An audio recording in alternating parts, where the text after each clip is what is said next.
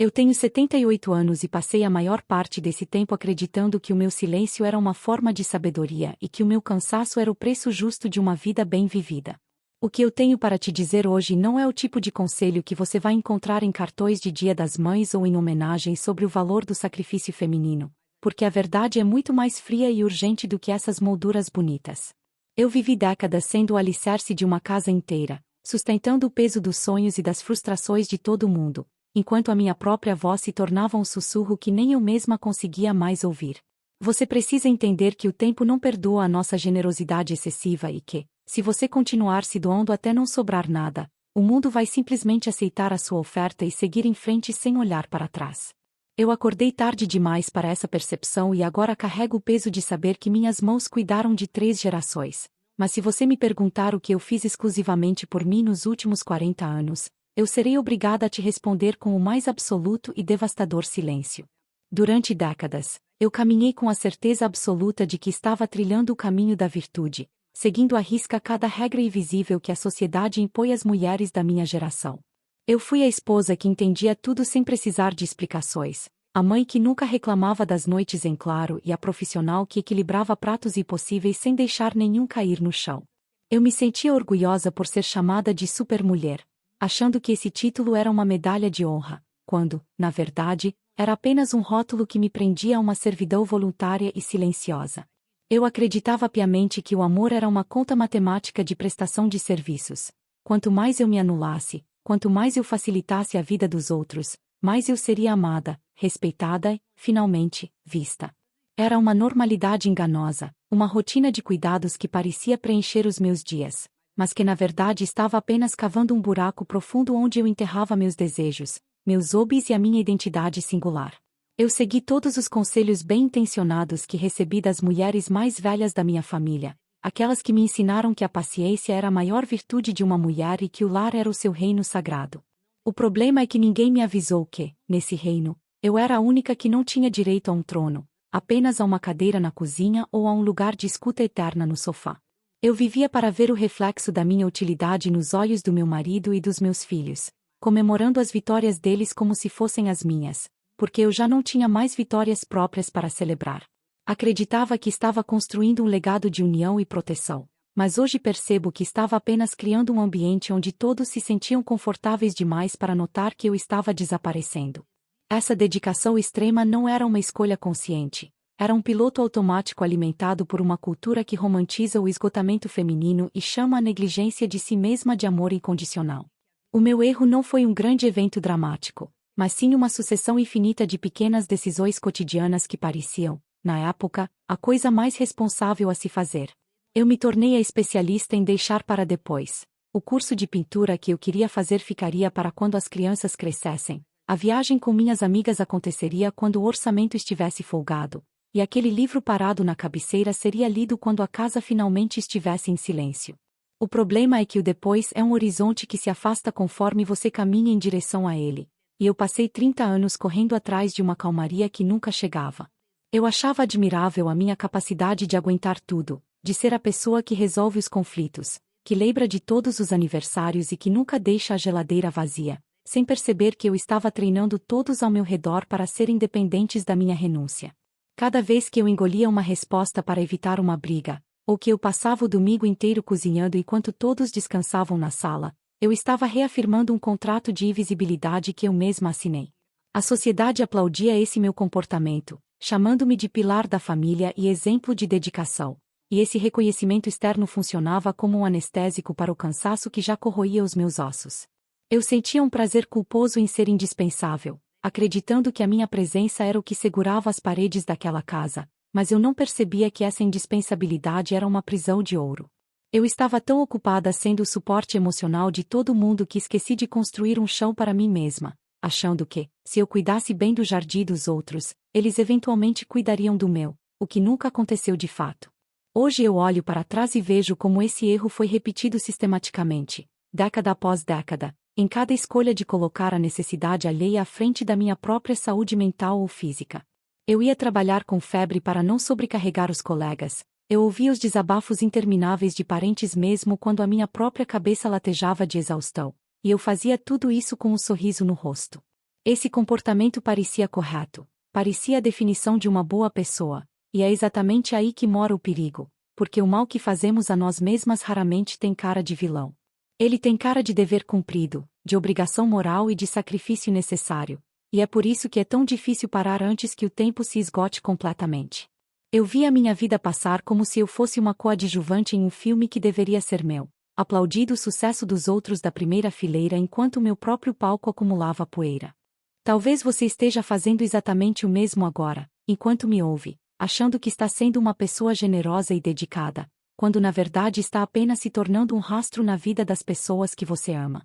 O erro central é acreditar que o autoaniquilamento é uma prova de amor, quando, na verdade, é apenas uma forma lenta de desaparecer enquanto ainda se respira. Eu passei 40 anos sendo o cenário onde a vida dos outros acontecia, acreditando que a minha importância estava na manutenção daquele palco, sem perceber que cenários são trocados assim que começam a parecer velhos ou desgastados. A gente se acostuma com o peso nos ombros até que ele se torna parte da nossa estrutura, e o pior é que ninguém vai te pedir para parar, porque é conveniente demais para o mundo que você continue aguentando o peso que pertence a eles. O despertar aconteceu de forma silenciosa, sem grandes tragédias, em um final de tarde de dezembro. Era o dia em que eu costumava organizar o maior evento da família, aquele jantar onde eu passava dias na cozinha para garantir que cada detalhe fosse perfeito e que o sabor de cada prato carregasse o peso da minha dedicação. Mas, naquele ano, meu corpo simplesmente não obedeceu. Uma gripe forte e um cansaço que parecia vir da alma me deixaram deitada, incapaz de levantar. Pela primeira vez em décadas, a supermulher estava fora de combate, e eu confesso que, lá no fundo, uma parte de mim esperava que o mundo parasse, que eles percebessem que sem o meu movimento nada aconteceria. Eu esperava o caos, o pedido de socorro, a prova definitiva de que eu era o motor que mantinha aquela engrenagem girando. Mas o que eu ouvi do quarto foi o som mais devastador da minha vida, o som da normalidade.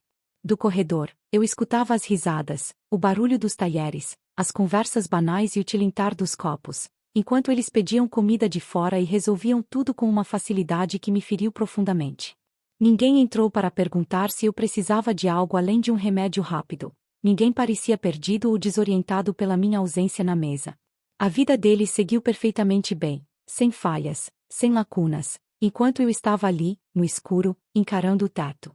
Foi naquele silêncio pós-jantar, ouvindo o barulho da televisão na sala, que a ficha caiu com um peso insuportável. Eu não era o alicerce indispensável daquela casa. Eu era apenas a peça que aceitava sofrer o maior desgaste para que o conforto deles fosse mantido sem esforço. Aquele vazio sensorial, o cheiro de comida comprada que não era minha e a ausência de perguntas sobre como eu me sentia, revelaram a finitude da minha utilidade. Percebi que eu tinha passado uma vida inteira me esgotando para construir uma estrutura que funcionaria perfeitamente bem sem mim, desde que houvesse outra conveniência no lugar. Eu olhei para as minhas mãos, marcadas pelo tempo e pelo trabalho, e senti um frio na espinha ao entender que a minha santidade de cuidadora era, na verdade, uma invisibilidade autoimposta. O mundo não parou porque eu parei. Ele apenas contornou o meu corpo cansado e continuou sua dança. Naquele momento, o silêncio do meu quarto não era paz, era a percepção cruel de que eu tinha me tornado um papel de parede, essencial para a decoração, mas completamente ignorado por quem vive no ambiente. Depois daquele Natal, um colapso interno começou a me corroer. Eu passava horas me olhando no espelho do banheiro, tentando encontrar, por trás das rugas e das marcas de expressão, quem era a mulher que existia antes de ser chamada de mãe, de esposa ou de avó. Onde foi que eu deixei a garota que gostava de dançar sozinha ou que tinha planos de estudar filosofia? A crise não era sobre o que os outros faziam comigo, mas sobre o que eu tinha permitido que fizessem com a minha existência. Eu me pegava perguntando em silêncio: se eu perdesse todos os meus títulos de utilidade agora, o que sobraria de mim? O desconforto era paralisante, porque a resposta que vinha era um vazio absoluto, um deserto de desejos próprios que eu mesma tinha deixado secar. Passei a questionar cada sacrifício que fiz com uma amargura que eu nunca tinha sentido antes. Porque eu achei que era minha obrigação carregar o mau humor do meu marido como se fosse uma falha minha. Porque eu me sentia culpada quando meus filhos enfrentavam as consequências de suas próprias escolhas erradas. Eu percebi que vivi décadas sob o comando de expectativas externas, como se eu fosse uma marionete orgulhosa de seus fios. As perguntas me assaltavam durante a noite. Quantas horas da minha única vida eu joguei fora tentando ser aprovada por pessoas que nem sequer se esforçam para me conhecer de verdade? Valeu a pena trocar a minha liberdade por essa gratidão silenciosa e morna que eu recebo agora. Esse foi o ponto de maior profundidade na minha queda emocional, pois entendi que a maior traição não veio de fora, mas de dentro. Eu tinha sido a minha carcereira mais severa, usando a palavra amor para justificar a minha própria anulação. O peso de perceber que vivi para o olhar do outro, para o conforto do outro e para a paz do outro era uma dor física no peito. Eu sentia o luto por uma mulher que nunca chegou a florescer totalmente porque estava ocupada demais servindo de adubo para o crescimento alheio. O desconforto de se sentir uma estranha dentro da própria história é uma solidão que nenhuma casa cheia consegue curar, e eu estava finalmente encarando o abismo de ter sido tudo para todos, enquanto era absolutamente nada para mim mesma. A verdade que eu aprendi, e que agora queima na minha garganta para ser dita, é que o amor que exige o seu desaparecimento não é amor, é consumo. Nós fomos ensinadas que a maior prova de afeto é a entrega total, mas eu te digo com autoridade de quem já não tem tempo a perder. Se para amar alguém você precisa deixar de existir, esse sentimento é um parasita, não um laço. A ideia de que o sacrifício pessoal é a base da família é a maior mentira já contada para manter as mulheres sob controle e em silêncio. O mundo não vai te agradecer por você ter se tornado um rastro. Ele vai apenas se acostumar com a sua ausência de limites e tratar a sua exaustão como se fosse uma obrigação natural da sua existência.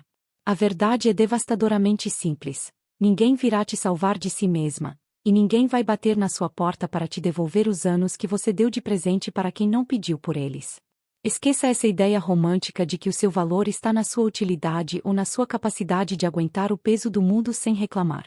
A verdade nua e crua é que você é perfeitamente substituível em todas as funções que exerce, exceto na função de ser você mesma, e é justamente essa única parte que você negligencia todos os dias. O sacrifício constante não gera gratidão, gera dependência e falta de respeito, porque as pessoas não valorizam aquilo que está sempre disponível e que não tem custo. Quando você se anula para fazer o outro feliz, você não está sendo virtuosa. Você está sendo desonesta com a sua própria vida e ensinando as pessoas ao seu redor a amarem uma sombra, não uma mulher real. Ser boazinha o tempo todo é apenas uma forma de covardia disfarçada de santidade, e o preço dessa máscara é passar a vida inteira sem nunca ter sido verdadeiramente conhecida ou amada pelo que você é, mas apenas pelo que você faz. Olhe para suas mãos agora, enquanto me ouve, e me diga, quanto do que você fez hoje foi por desejo e quanto foi por medo de decepcionar alguém. Eu vejo você correndo para dar conta de tudo, sentindo essa culpa corrosiva sempre que decide sentar por 10 minutos, como se o descanso fosse um crime contra a sua família. Você acha que está construindo um legado de amor incondicional, mas a verdade é que você está apenas ensinando seus filhos e o seu parceiro a usarem você sem qualquer remorso. Você está criando um futuro onde, daqui a 30 anos, você estará exatamente onde eu estou agora, olhando para trás e percebendo que a sua vida foi um rascunho escrito por mãos alheias. O padrão de autoanulação que você alimenta hoje é a semente da solidão acompanhada que vai florescer amanhã, e eu te pergunto, você realmente quer chegar ao fim da linha sendo uma estranha para si mesma? O que acontece se você parar hoje? O mundo acaba ou apenas o conforto injusto de quem está ao seu redor é que balança? Você está repetindo os meus passos, acreditando que a sua resistência é uma virtude, quando na verdade é apenas uma forma lenta de se apagar. Cada vez que você diz sim querendo dizer não, você está cavando um pouco mais a cova dos seus próprios sonhos. Se você continuasse nesse caminho, sem mudar absolutamente nada, como seria o seu olhar no espelho daqui a 2 décadas? Você consegue suportar a ideia de que a sua única passagem por este mundo foi resumida a resolver problemas que não eram seus e a poupar as pessoas das dificuldades que elas precisavam enfrentar para crescer? O custo de adiar a sua própria vida é alto demais, e você já está pagando por ele com o seu cansaço crônico e com esse vazio que nenhuma tarefa doméstica ou sucesso profissional alheio consegue preencher. Não estou pedindo que você abandone sua família, peça demissão ou mude de cidade amanhã, mas que comece a praticar a decepção necessária. A orientação que eu tenho para você é simples e humanamente possível. Aprenda a deixar algo quebrar de vez em quando e resista à tentação de correr para consertar. Deixe que os outros sintam o peso das próprias escolhas e das próprias bagunças, mesmo que eles reclamem ou que o clima em casa fique desconfortável por um tempo. Comece reservando 1 hora do seu dia, ou que sejam 30 minutos, onde você é absolutamente inexistente para o mundo e totalmente presente para si mesma, sem celular, sem listas, sem obrigações. Não espere pelas condições ideais ou pela permissão de alguém para começar a existir, pois essa permissão nunca virá de fora. O primeiro passo é abandonar o papel de salvadora e aceitar ser apenas humana, imperfeita e dona do próprio tempo, começando agora, antes que o dia termine e você volte a se perder no serviço aos outros. Eu olho para os meus 78 anos agora e vejo um mapa de estradas que eu nunca percorri porque estava ocupada demais pavimentando o caminho para os outros passarem. O que dói não é a velhice, nem a fragilidade do corpo, mas o arrependimento lúcido de ter gasto décadas vivendo uma mentira piedosa.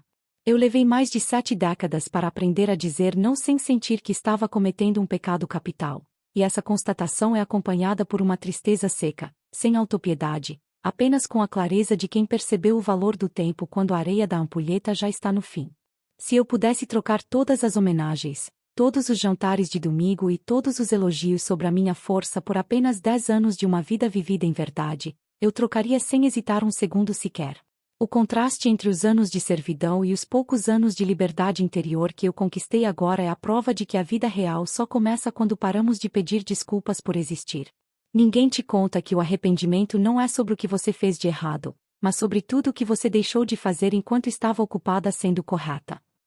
Eu olho para o meu passado e vejo uma mulher que foi muito eficiente em tudo, mas que foi absolutamente negligente com a própria felicidade. O tempo que me resta é curto, mas agora ele é meu. E cada minuto que eu passo fazendo apenas o que eu desejo tem mais peso e cor do que os 30 anos anteriores de dedicação cega. Eu não quero o seu perdão ou a sua pena, eu quero apenas que você entenda a urgência que vibra na minha voz. O tempo perdido não volta, ele se transforma em histórias que a gente conta para alertar quem ainda tem a chance de mudar de rumo.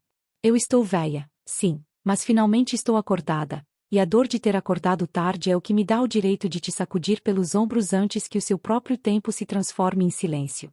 O tempo não vai desacelerar para que você consiga se organizar, e ninguém, absolutamente ninguém, virá te entregar uma autorização assinada para que você comece a se priorizar. A escolha que está diante de você agora é entre continuar sendo uma sombra confortável na vida dos outros ou assumir o risco de ser uma mulher real, com limites, desejos e voz própria. Eu levei 70 anos para aprender a dizer não sem carregar o peso do mundo nas costas. Me diga, do fundo da sua alma, quantos anos você ainda pretende desperdiçar até entender que a sua vida pertence apenas a você? Não cometa o erro de morrer antes de ter vivido um dia sequer em que a sua própria felicidade fosse o objetivo principal, e não apenas o resto do banquete alheio. O relógio está correndo, as pessoas que você tanto poupa vão sobreviver sem a sua anulação. Mas você não sobreviverá ao peso de ter sido apenas um rascunho de si mesma. Escolha agora, enquanto ainda há luz, ou aceite o destino de ser apenas uma lembrança de alguém que foi muito útil, mas que nunca chegou a ser de verdade.